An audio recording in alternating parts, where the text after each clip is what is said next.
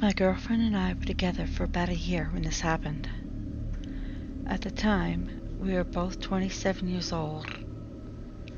We liked being outside, but it wasn't like we were doing a lot of outdoor activities. While we occasionally went on walks or bike rides, our screened-in back deck was where we spent most of our time, our favorite vantage point for the lake view behind the house. It offered the perfect combination of bug-free comfort and a refreshing breeze. Plus, the roof was glass, though we had blinds. This allowed us to close them during the hottest part of the day to help lower the temperature. We both worked from home and would sit outside while working on our laptop or phone when we could. It had been raining for a few days, and when it finally stopped, Anne suggested that we go on a walk or something, just to get out of the house. After work, we looked up some places that were nearby that had some walking trails that were fairly easy and didn't have a lot of inclines to it. After several minutes of looking, we found a trail that was about a 15-minute drive away. It said that it was mostly flat with hardly any inclines, and there was a nice stream that ran along part of the pathway. Anne thought it sounded wonderful, so we both put on our shoes and then grabbed some water bottles on the way out the door. By the time we got to the walking trail, it was about 7 p.m. Pulling into the small parking lot, we noticed that there was a few other cars scattered around the lot. We parked in a spot where the closest car was 6 paces away. It was unique because it looked like a run-down car that came out of the 70s and wasn't well taken care of. I've always found that style car from the 70s ugly to begin with. As we got out of the car, I mentioned how peaceful it seemed.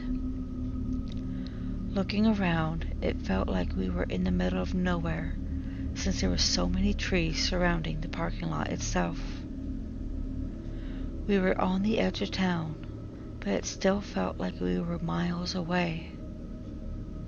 Anne agreed and said that if the trail is as peaceful as it is in the parking lot, we should come to this one a few times a month. I smiled as I gently took her hand as we started towards the trail. I was disappointed to see that the trail was dirt instead of paved, since today was the first day it didn't rain in several days. Not that either one of us disliked mud and puddles.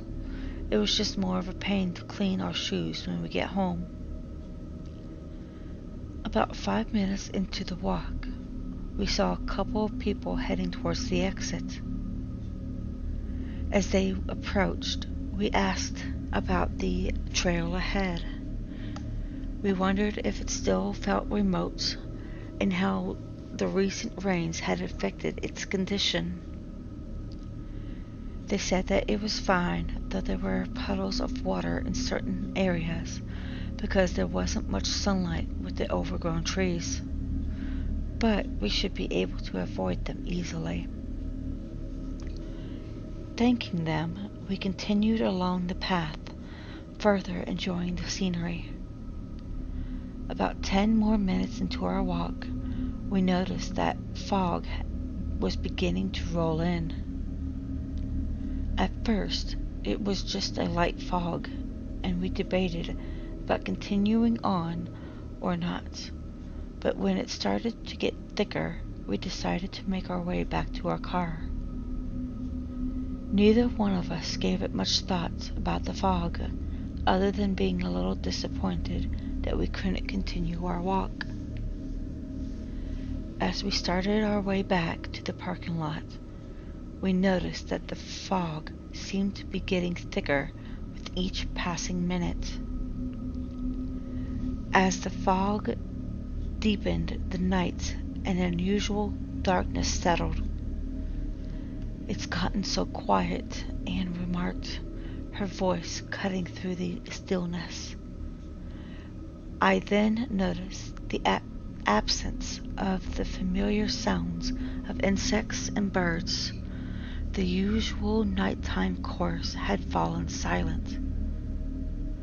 Then that's when we first heard it.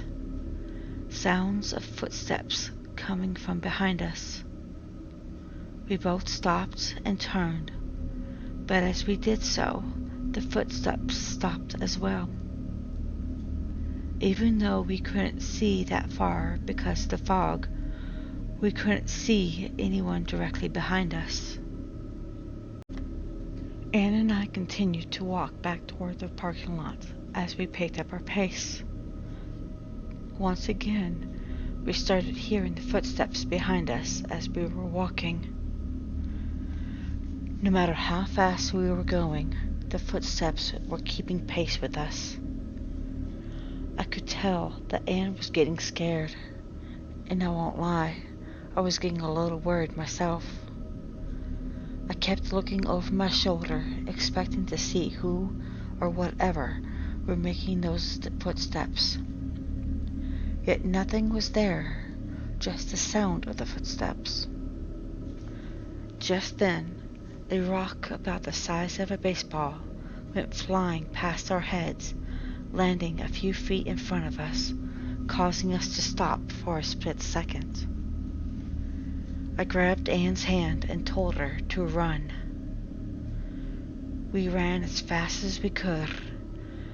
Both of us tripped a couple of times, but luckily we never fell.